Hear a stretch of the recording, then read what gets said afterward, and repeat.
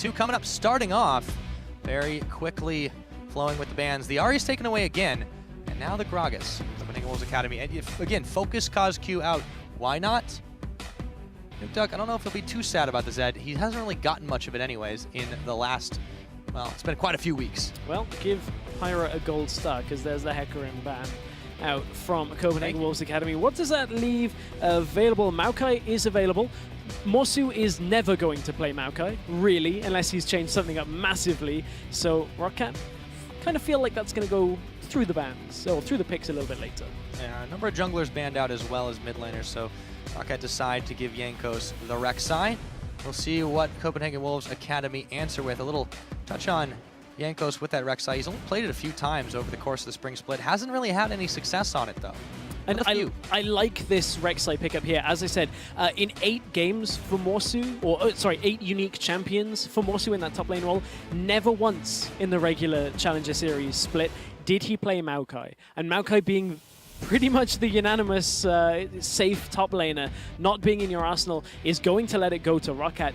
Do they want to put overpower back on Maokai? It hasn't been picked up by the Wolves yet. Yeah, it's just so strange to see it being deprioritized. Yep. I mean, you look at a guy like Morsu. This is a dude that's played Fiora twice in the Challenger Series. This is a guy that's played top Yasuo, Vladimir, Wukong, and it just...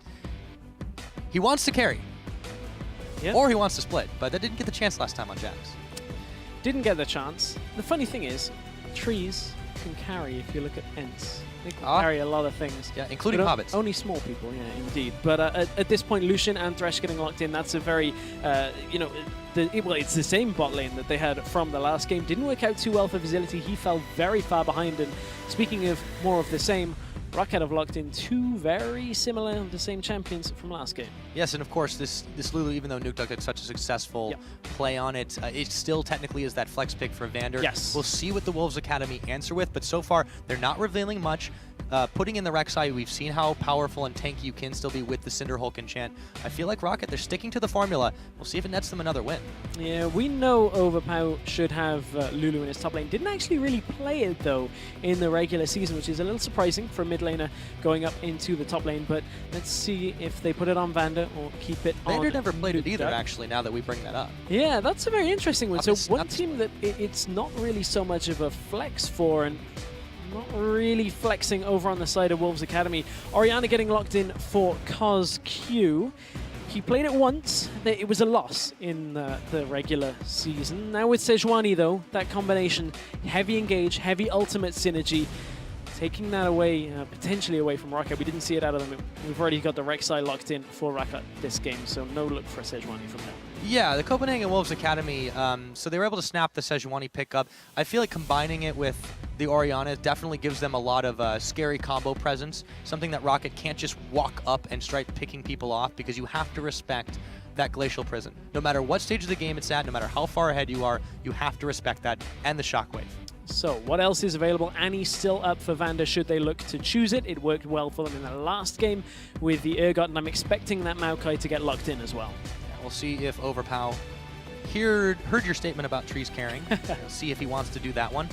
I wouldn't be too surprised. It's definitely been in his repertoire quite a lot. It should work well with this bruiser-centric style that Roccat seem to enjoy playing so far this series, and they do take both that and the Annie. What do they leave for Morsu, though? Because he's got the counter pick here for top lane. Does he go for something that is going to just dominate a Maokai in lane? Maokai is fairly safe, but when it comes to lane matchups, he can get bullied out just a little bit. It depends on what Morsu wants here. We know he's played Fizz, Fiora, Yasuo, Vladimir, Wukong. Now all of these champions are available for him. I wonder whether he'll opt for something like a Now. We saw that out of SKT versus CJ Entus just yesterday, and while the Now was impressive, it was eventually the Maokai that kind of just had a more consistent late game, so I wonder what Morsu really wants from this situation. I feel like it's really hard to lock down a player like Morsu that just loves a lot of different carry styles. The Fizz would make a lot of sense. It's going to be a little slippery, hard for Roccat to lock down, but they're just playing with the idea of it, toying with it for a moment as the timer ticks down. Copenhagen Wolves Academy, if they do take this, they'll have a lot of damage. They go for it. Yeah, I like the Fizz on Morsu in the sense that it's a champion he's played a lot into Maokai. You can get a lot of dominance fairly early on. The problem is, again, Copenhagen Wolves Academy, if they start giving kills over to Roccat, Roccat are going to get very tanky. Wolves Academy are going to rely on ultimates in order to keep themselves alive. Depends on what Morsu is going to do, because he can't take an Ignite here. I doubt he's going to look to go Smite on Fizz. It has been seen maybe once, but then you sacrifice the Flash. We saw it in Kickus. Yeah? That was in the jungle, admittedly. Yeah, that was in the jungle. That's a slightly different matter. And I think it definitely makes a little bit more sense to maybe not take the Smite, but I am a little questioned about the Ignite. You'd feel like it helps him trade a lot better. But there are 2 Ignites on the side already of Copenhagen. I mean, Academy. Fizz trades fairly well as it is anyway, but Roccat have a fairly scary comp when it comes to engaging on you. Again, it's similar to the first game.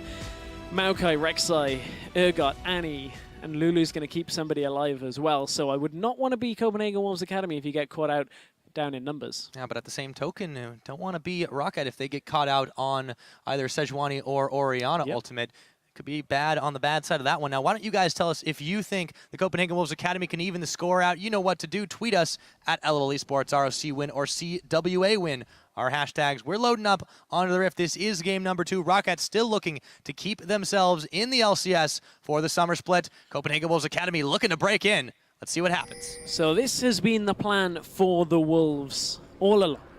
It didn't work out in game 1 when it comes to locking Roccat on to that blue side for 5 games. Will it work out in game 2? They've got the counter pick in the top lane. And we do have a very brief pause. They've got the counter pick or counter if Morsu really wants that in that top lane. So Morsu should have a favorable lane for himself. But honestly, it's the bottom lane that I'm really looking towards for this series. The Lucian and the Thresh didn't really work out for them last game. No second completed item by like 32 minutes was not a good sign for Visility. And if that happens again, then Wolves Academy could find themselves 1 game away from not being in the LCS for the summer split.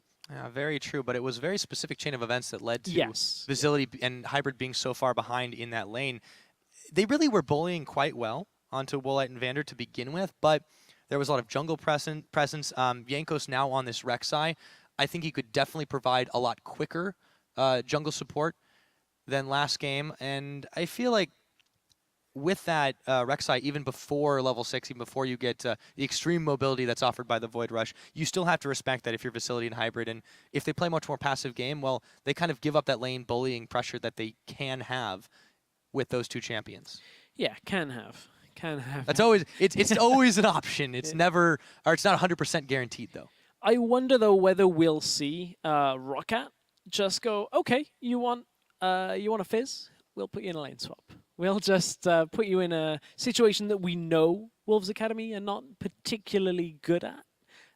The funny things happen in Challenger when the former Lowland Lions squad, now Copenhagen Wolves Academy lane swap. We had 3-minute 5-man tower pushes in our off-broadcast games. We had attempted tower pushes that failed for the Wolves Academy. Kyrie would either go huge or go home, and they've not had the most consistent tower pushing game when it comes to 2v1s. No, that's absolutely true. And for Roccat, I mean, you can talk about consistency with this team too, because if there's one thing that they have been consistent in, it's not being able to close the later games out. But if they do take it early, they can definitely be a deciding factor. And speaking of Roccat, by the way, current pause right now due to a bit of an audio issue with Nuke Duck. The refs are talking it over with him as we get through this pause. But since nothing's really happened on the map, we're only 25 seconds into the game right now. Let's talk a little bit more about if they do go standard lanes, which it looks to be the case unless we see any fancy juke arounds. I don't think Roccat are too worried about this. How do you think this bottom lane matchup will go now that there's a Rek'Sai on their side to help counter pressure? Well, I mean, Jankos is the former First Blood master when it comes to things. King, master, queen. Queen of the Zersai in this game. So, you know, that is Jankos' old moniker. Didn't really see it yet in the 2015 season. So now he's on an early game jungler. He's got the opportunity to get down there. The problem is it is going to be tricky ganking a Thresh lane. Lantern going to be available, flashes, all of that. If they can get summoners early on, they may very well be able to catch somebody in the bottom lane. I wouldn't rely on that, though. And they were focusing a lot of dive pressure down there. Yes. I mean, that was a big thing. It did burn them early on, but Copenhagen Wolves Academy, they do focus a lot of their attention on the top side. I'm curious if they do this again with Morsu. Another split-pushing champion on this Fizz, but it's not an eggs all in one basket kind of champion like Jax is. No, it isn't. And it's actually a champion that is going to get into the game a little bit earlier than a Jax would as well. You don't... while Fizz will benefit very well from a second item spike, he still has dueling potential earlier into the game than Jax. You can still, especially against a Maokai, put yourself there and look to take him down fairly early on. Again, it just depends on jungle pressure into Morsu's lane, whether he can get caught out early, because you take a look down the list for Copenhagen Wolves Academy. Orianna is somewhat difficult to gank early on. If you blow her flash early, then it becomes a lot safer. Thresh Lucian, we already talked about it. Lanterns are pretty good. So Morsu has to recognize that he is going to be potentially a glaring weakness against a Maokai and a Rek'Sai, who both have crowd control, both have a fair amount of at least damage in a lane early on.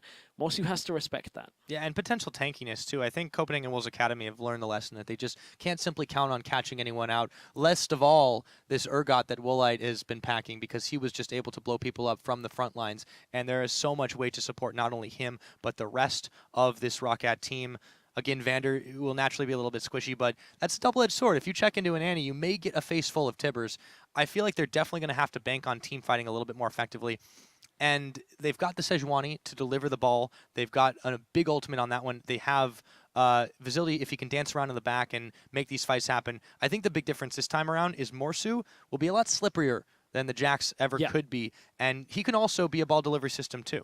He can be. We'll see how that plays out. But one thing is for certain, Copenhagen Wolves Academy do have a fairly good team fight when it comes to a wombo combo kind of situation. And if Wolves Academy can take a couple of fights earlier on in the game, they're going to snowball fairly heavily with a couple of kills under their belt. Yeah, that is definitely the possibility with that composition. One thing we haven't really talked about as much, though, is the last time we saw the Wolves Academy, it was a very, very quick series where they lost to Origin 0-3. And a lot of people said, oh, you know, maybe land jitters. They just haven't really played on the big stage before. This is their second time now. They're down one game. They definitely had some, I would say, questionable decision-making in a few of those plays. Do you chalk this up again to just not being used to this big stage? Where do you cut that line off? Well, I mean, one game, is it enough? One best of 5, is it enough to make your second best of 5 even better? Yeah. Well, you got to be ready. If you want to make the LCS. Only time will tell. I suppose we'll see. Back into this one now. Welcome once again to Summoner's Rift. Ladies and gentlemen, just joining us now, catching up on this one. Copenhagen Wolves Academy, after that first loss, still trying to get themselves into the LCS for the summer split. We will have standard lanes, it looks like, to start this one off. No shenanigans from these two teams. It's all standard. It is, so far. We'll see how things end up going. There is still the potential for things to change around. Morsu is getting chased by it. It's, this is the happiest little explosive bit of tree I've ever seen. It is. I don't know what other happy. That's not the point. Tree you see. Very happy. It is. It's just happy to be here. Yeah. Look, there he goes again. Look at that. Oh, 2 for damage. 2. Yeah.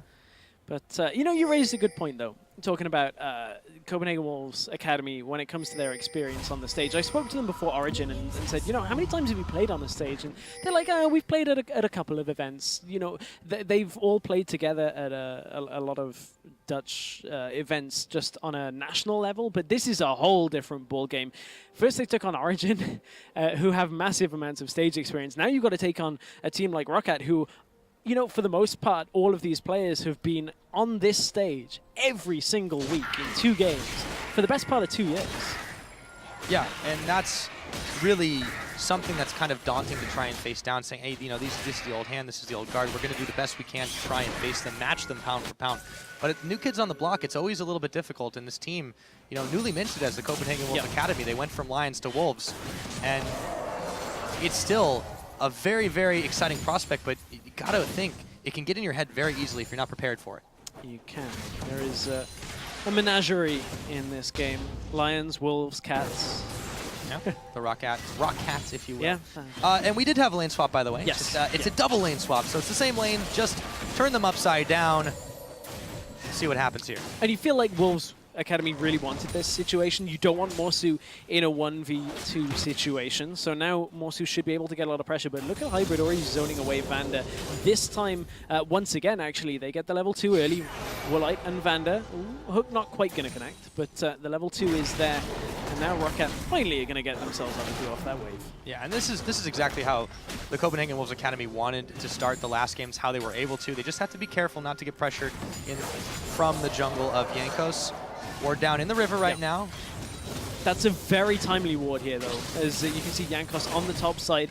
Vicinity and Hybrid were pushing. Jankos, I believe they read that ward went down, so he's going to head, get the crab, and go into the jungle. But bottom lane, Sejuani is making the way in against Maokai. They actually just got the flash. It looks like that will be the end of that one, but a good way to start things off. If you move down to the bottom, pressure over Pal, but Jankos is coming around the backside. He's going to be tunneling in. Hybrid stunned up, and it looks like Vasili's going to have to leave him for dead. Jankos gets pulled back in, flays, but that's going to be first blood. However, it's picked up by Vander. It is. It's, I mean, normally not the best of things, but at this point, a kill in that lane is going to pretty much reverse the pressure here from Hybrid and Visility. Vander actually checks into him and will take a lot of damage for his troubles, but early ganks from junglers. Jankos gets himself an assist on that first blood, whereas Kyrie gets himself a flash on Overpower. Now that does make Overpower's lane against Fizz a fair amount more difficult, but take a look at that. Nukeduck being given the blue buff early on here should allow him to at least be even safer in this lane against COSQ. Orianna not with the most amount of kill pressure, but Nukeduck can now shove in and create a lot more pressure on the map for Jankos to get himself into other lanes. Yeah, compared to last game, COSQ was pressuring quite a lot on that LeBlanc. Now Nukeduck will have, it should have in theory a much easier laning phase, but he's got this blue buff now, and he in theory could trade out quite effectively if he decides to. Ooh, Overpower down in this bottom lane is playing fairly riskily. He shoved the wave into Fizz, and Morsu is basically just sitting just in front of his turret with the wave, and that opens up the possibility for Kyrie to look for another gank down there, and no flash on Maokai would be a tricky one, but Nukeduck is shoved up and is inviting in the middle lane. Yeah, a really big CS differential if you compare the two top laners hanging out in the bottom. Morsu just absolutely nearly doubling the CS of Overpower. And this is a hard life for a tree, especially when Sejuani's got you in his sights. Take a look, though, at the 80 carry difference. That Urgot has just been absolutely massive, even though the level 1 advantage was there. Woolite, once again, he's done this. He's turned the tables on to this Copenhagen Wolves Academy bot side. Woolite even opting for a flask here, just wants more sustain in this lane. He is ahead. We talked about how Visility in the last game fell so far behind that he never had the damage. Woolite just going to sustain himself up here, rather than opting for a longsword start, which gives him extra damage. So that really does affect Woolite and Vander's ability to trade in this lane, but it also allows them to sit there and just passively farm up, which they're doing very well right now. 40 CS to 25. Oh, yes, indeed. It's going to be difficult if Visility doesn't get his farm caught up to be effective on this Lucian. They're going to bring some jungle pressure in the form of Kyrie down there, or up there, I should say. But Jankos, he's the one who's down on the bottom side. Over the wall, sends a Prey Seeker Morsu's way, and that's about it. Oh, mid lane, though. Vander, three-man gang. That's a roam. COSQ might have been looking like 3 for just a second. They got the flash all the same out of COSQ, and that will mean Vander is happy with that one. After Woolite had already backed this, we'll give a slight opening for Visility. Hybrid, grab some free farm for themselves. Could push in if they wanted to. It looks like it will just be Visility for now. And then he backs to base. See what he does decide to get spent with that gold. Nukeduck baited me in. He was set in a really weird position. I was like, that's a Lulu coming into mid lane. Oh, wait. It's mid anyway. But yeah. At this point, that was an ambitious gank in the bottom lane from Jankos onto Morsu, who has his flash, has Playful Trickster available. He's going to get away here, even if Overpower lands the W here. It's not too much that they could have done in that little attempt bottom side. And the question is, how far ahead do this bottom lane that are now top get for Roccat before Wolves Academy say, okay, we're just going to swap this around and try and get some dragon control? Yeah, that really is the question. Roccat being able to push in the waves now in the bottom and in the top gives them a lot of pressure to be able to try and, let's ward up just a little bit, maybe make sure we can control it. They controlled the dragons extremely well last time around, of course. We'll see what they can do here. Visility taking some serious poke from Woolite. Those Acid Hunters landing on after the E. And miss him at that point. Woolite just being the bully that he needs to be in. Visility on this Lucian. They haven't really been able to do much early game. Let's see what happens here, though, as COSQ runs straight into Jankos, or is it Jankos running straight into him? Kyrie, though, they're knocked up. Wild Growth is there. COSQ's burning down. Jankos just picks him up. Wild Growth keeping him nice and big as he polishes off some Razor Beaks. to go with it. COSQ didn't even get a good chance to use his ultimate in that situation. He couldn't have used it for damage. I mean, that was out of the question, but maybe just the crowd control. I don't know. It would depend on what COSQ wanted from that situation. He had no flash anyway. One thing I want to kind of look at is the itemization up in the top side. Woolite couldn't quite afford his mana mune, so he's not going to stack up very quickly, but Jankos has been hooked in. Facility over the wall. Yeah, he goes over the wall looking for Jankos. In comes Kyrie. Do they have enough damage to polish him off, though? Yeah, Woolite and Vander there for the defense. The red Brambleback just joined the fight as well. Nukeduck was hanging around the side. And this is just it. These are situations that Copenhagen Wolves should be able to turn to their advantage, but they just have not been able to. As unknowingly Hybrid's hook whizzes a little bit far out of Nukeduck's range. Overpower really low as Morsu dives in on him. He's able to make the outplay, but across the map, Roccat have just been playing better. Despite that, what just happened? Jankos has focused a lot on the top lane ever since that attempt bottom side. And what it has done, now that Jankos showed himself, was give Morsu the complete freedom in that lane. To just say, okay, this is the 1v1 situation I want. This is where I know I can get ahead, and it's reflected in the CS as well as that kill. 71 CS to 48 after not even backing yet from Morsu. So we'll see what he does. Look to pick up. Going to be going towards that Trinity Force, I expect. And yet there's the Phage, along with a set of boots for himself as well. Not to go fast, Stress. Gotta go fast. Definitely help him hop, skip, and jump away. Well, this time he's going to be hop, skipping, and jumping in and trying to kill. Been very, very aggressive. The style that Morsu does like to play. It definitely has netted him some results here. I mean, you've got the one kill. You've got a serious CS advantage. The problem is the rest of your team has not really held up to par in the same way. Yes, the farm is a little bit more even with Woolite.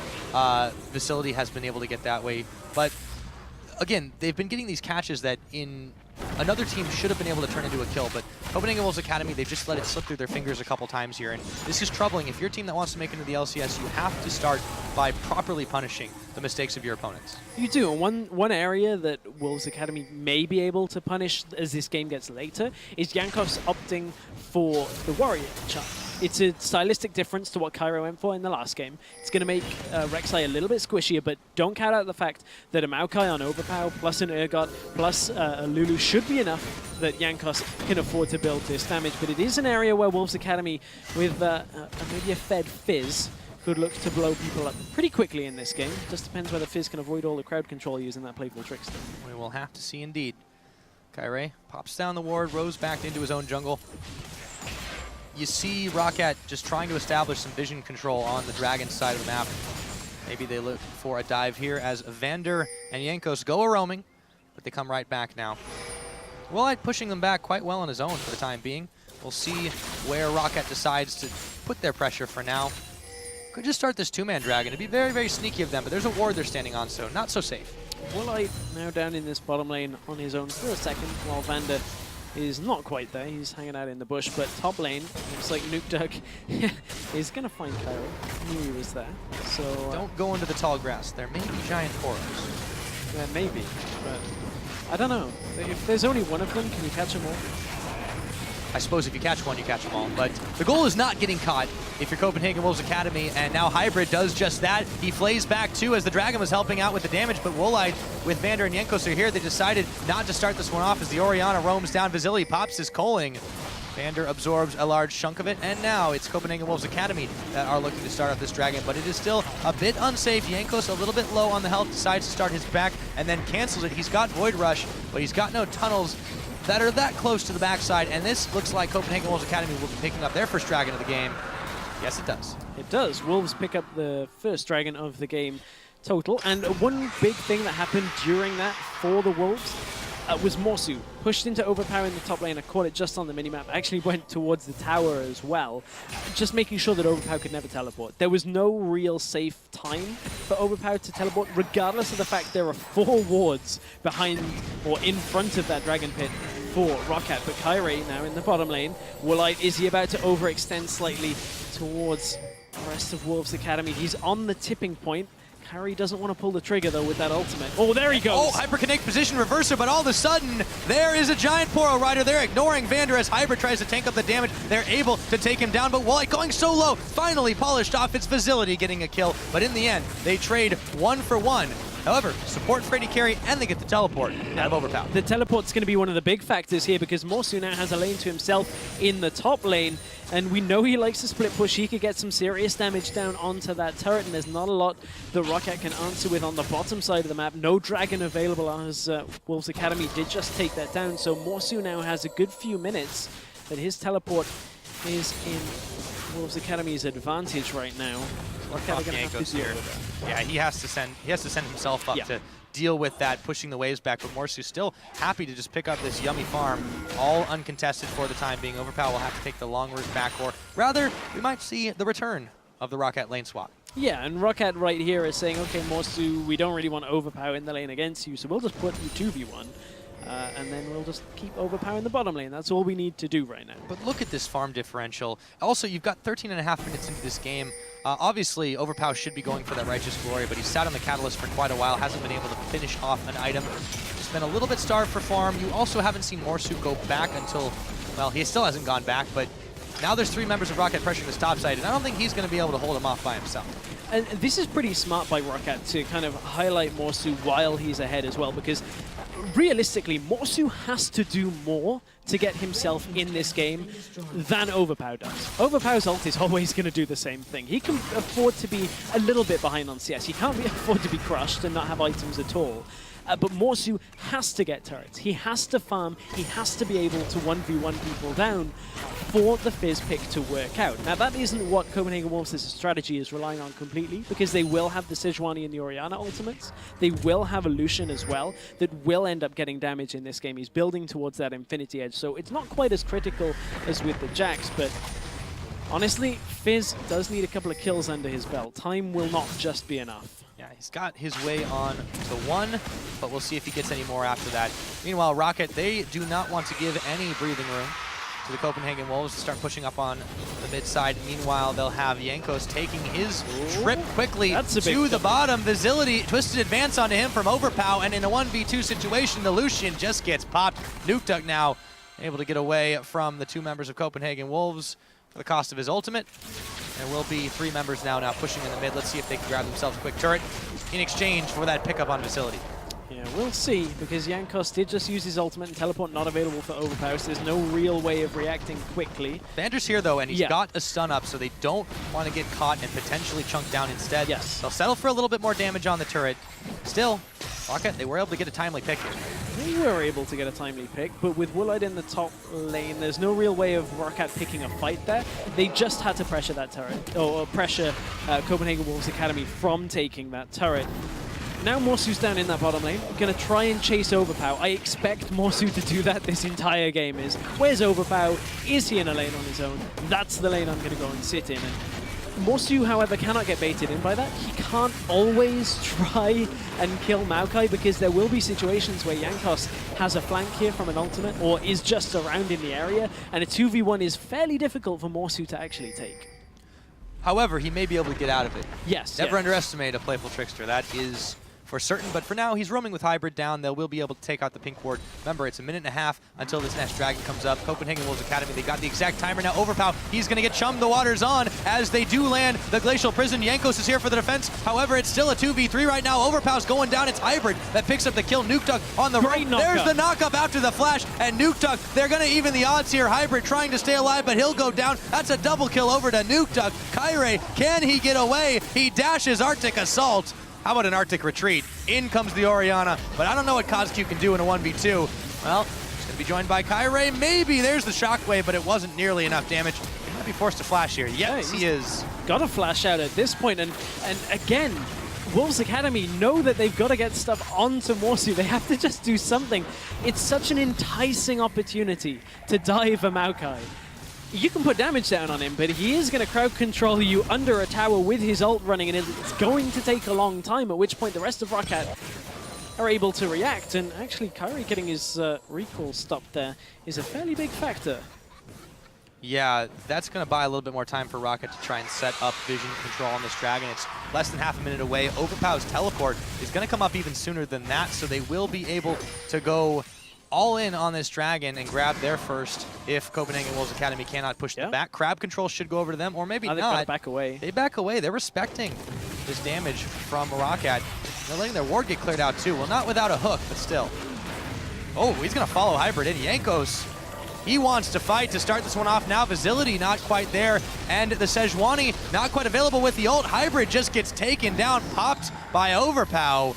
Roccat take that one all the way to the bank, and Dragon's now live in a 5v4. Hybrid saw that Overpower was in the middle lane. They should have assumed that somebody else from Roccat was there. And you go on a hook, and you didn't follow it all the way in, but the problem is you just set yourself up for that situation. Jankos 1-0-5, still yet to die in this best of 5 series. He's having a really good series out of the jungle. And he's going to add the title of Dragon Slayer to all those accomplishments as well. Picking that one up solo in just a moment. There it goes. Morsu now. There's his playful trickster to back away from Overpow, but even have to spend that teleport to get back up and defend the top side. So Copenhagen Wolves Academy really don't get much out of this. They try to defend this mid. In comes Kyrie, but the Glacial Prison's dodged. That looks like one of my Glacial Prisons when when I'm playing Sejuani. It's when you ult from that far away, it's nowhere near as good as it used to be. Remember, Sejuani got changed. It's now like a 30% slow rather than what was about a 90% slow on the whiffed ultimates that just kind of just tag people. You've got to make sure those ultimates hit. It's one of the only things that Sejuani has to think about when you have to think about when playing Sejuani is my ult hitting? Overpow's going in. Well, there's no ult to be hitting right there, but Overpow's got his on. Visibility's gonna get taken down. Overpow's going big. That's a 3-man shockwave, but they're not interested in following up. CosQ gets bumped up a couple of times. Kyrie, though, is gonna be the one that's taken down. Credit goes over to Woolite. 2-1-2 now on the Urgot, and they are starting to eyeball turrets in the middle. Stress. Not looking good for the Wolves Academy. It's not, but what's looking good for Roccat is Jankos in these knockups every single time. He's getting multiple people. That's going to result in another turret. And he's had a Warmog's armor for a while in this game. He is pretty tanky early on, regardless of whether the fact he went for that Cinder Hulk or not. But honestly, Morsu just doesn't have the damage to deal with people. He also doesn't have the opportunity, is the other factor. Is Morsu is never getting into the back of these fights easily. He always has to go through a Maokai, always has to go through a Rek'Sai, and he stepped forward onto the turret here. Overpow goes straight onto Facility as he opened up. Tibbers lands as well. This is exactly what Roccat want for the beginning of this fight. And Morsu couldn't even take Vander off the map here.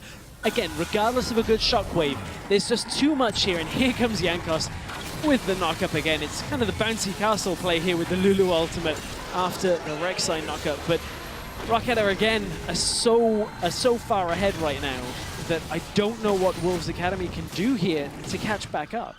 Yeah, that is a really tough question. Again, we've talked about what happens when the Wolves Academy fall behind.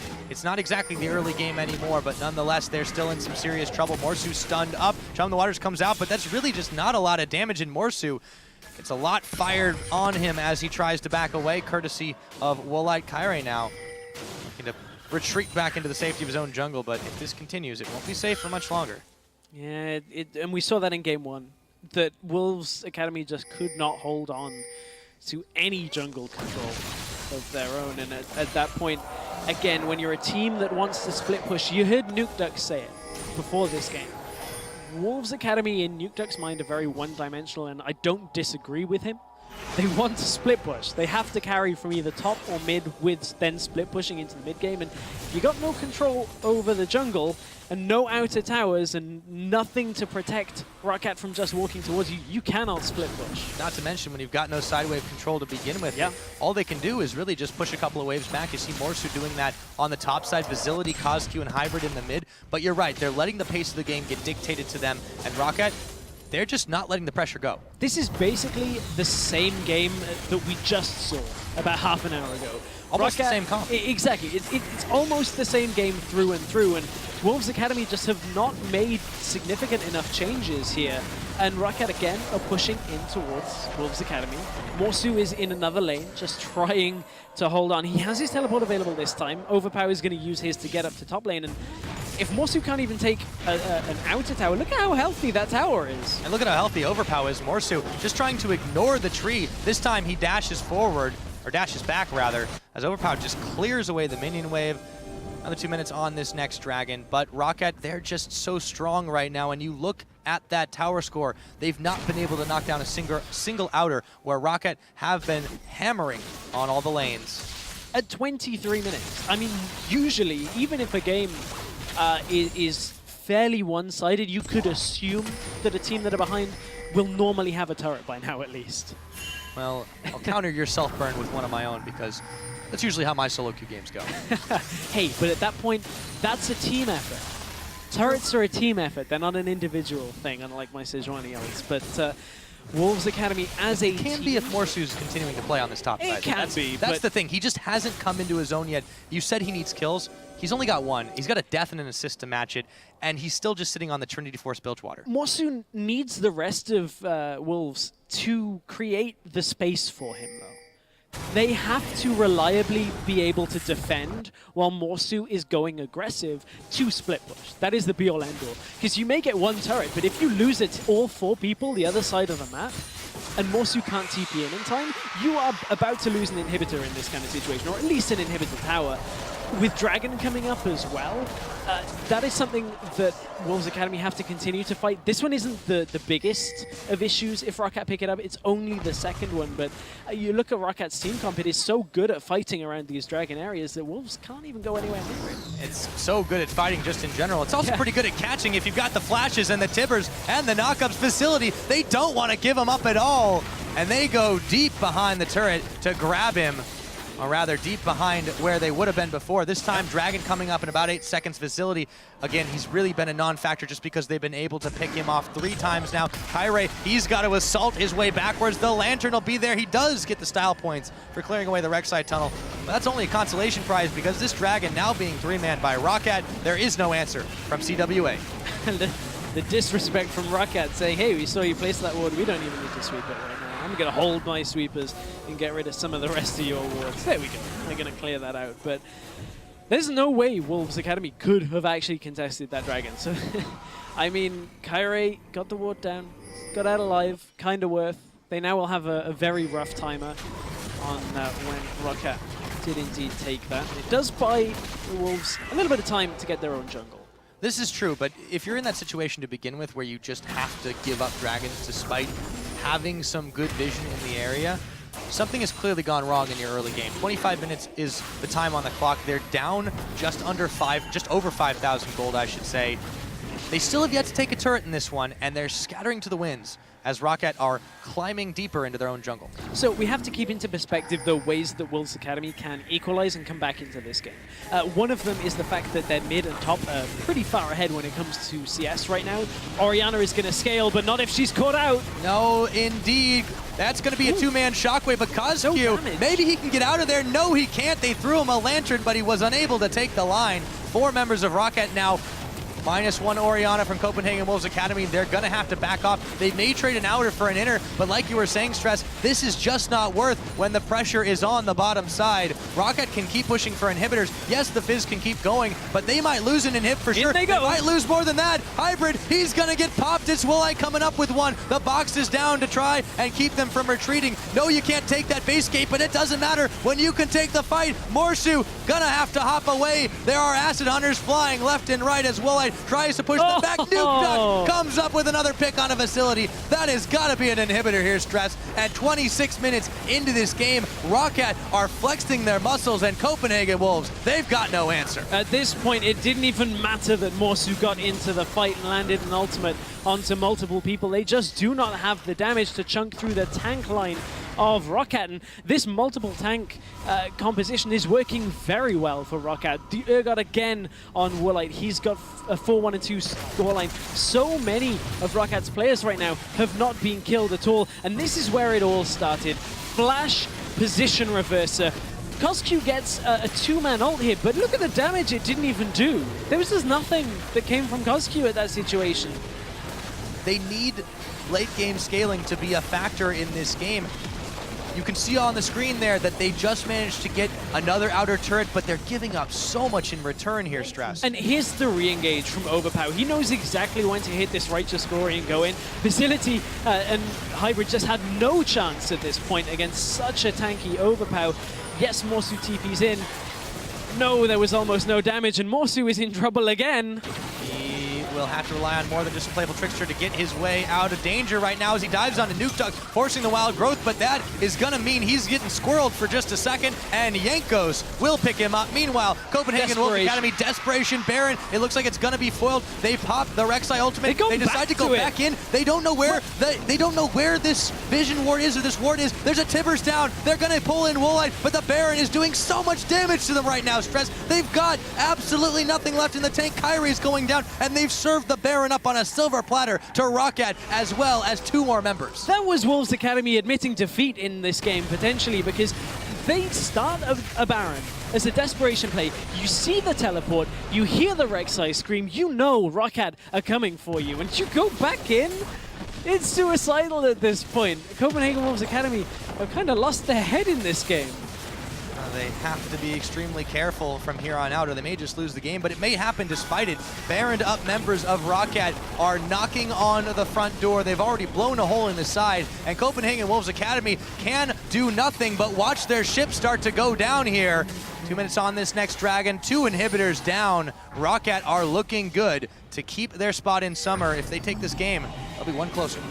They are looking good right now. This, of course, seems to be a replication perhaps of the Challenger Finals for Wolves Academy, which, again, Wolves Academy have good individual players in some of their roles. And a lot of players, when it comes to US solo queue, look to Morsu for the top lane when it comes to you know, a lot of solo individual skill.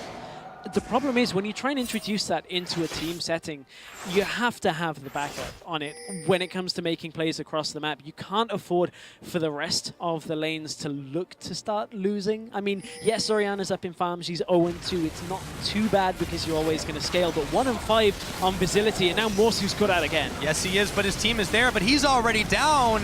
Jankos still pushing forward. Visibility just doesn't have any damage, and Jankos flashes after him, gets a double kill. That Warrior Enchant being put to work. They're going to get even more as Nuke Duck picks up a Rampage kill onto Hybrid. Kyrie, he's not getting anywhere. That's a triple kill going over to Jankos. The Queen of the Xerxai is running wild, and with only CosQ left to go, they're pushing for the base, but what's this? A surrender vote comes in. It's not even 30 minutes, and Copenhagen Wolves Academy admit defeat in Game 2.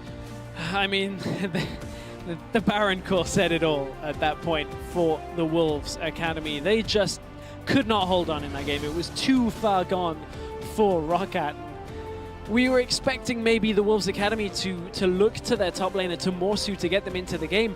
Roccat have done a good job of preventing Morsu from ever really getting into this game.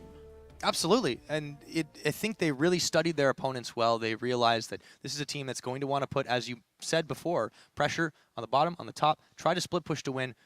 What were they never allowed to do in the 2 games we've seen so far? It was basically textbook.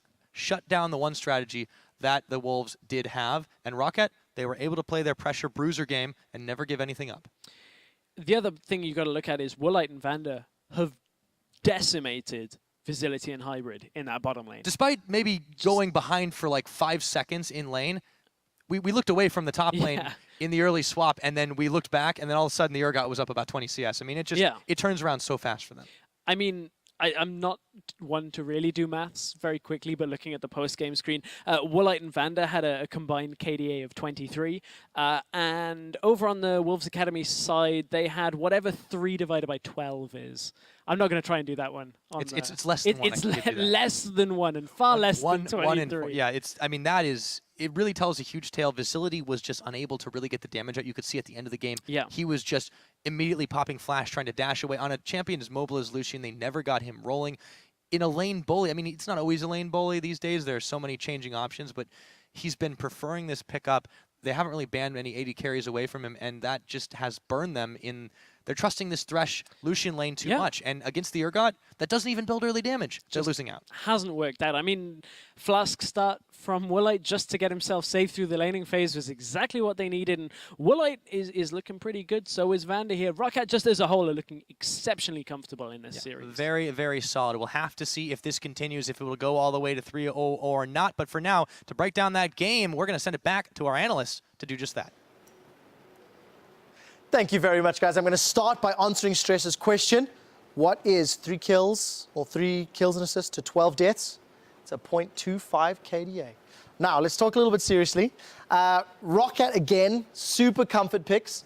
They had a lack of damage in their team composition, and I personally felt if the game went long, there could have been a risk of Roccat being able to win team fights. It didn't happen, but let's take a look at the team compositions and rinse and repeat like you did for game one. Deficio, what do you like and dislike about the two respective teams? Well, if you look at Copenhagen's Academy and what they've done once again with this red side, which they decided to be on red side, by the way, whenever they had the chance, the first two picks that came in was Thresh Illusion. You're not taking anything away from Roccat by doing that because you know Urgot is going to be the pick for Woolite anyway, and clearly Wolves Academy doesn't play it. So you don't really gain any advantage by being on that red side. And then the last pick, the Fizz, which is of course a counter pick to the Maokai.